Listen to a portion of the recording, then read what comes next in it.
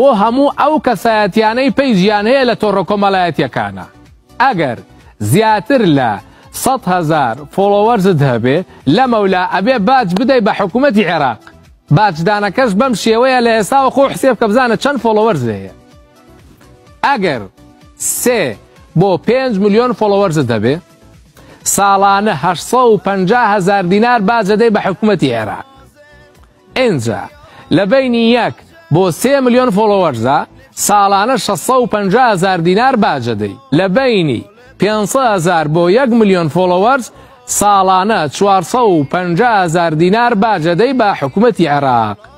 ئەنجا لە بینی 100,000 بۆ 500,000 فۆلۆوەرزە ئەگەر پەیجەکە و ئەوەنە فۆلۆوەر جێبووکە زیاتر ئەگەر تەطبیق بکری ئەم قانونە باشە ئیشی لەسەر بکرێتەوە نووسراوشت کراوە زیاتر ئەمانە ئەگرێتەوە چونکە لە کورسانە نییە 5 ملیۆن فۆلۆوەر جێبێ هیچ کەسایەتیە.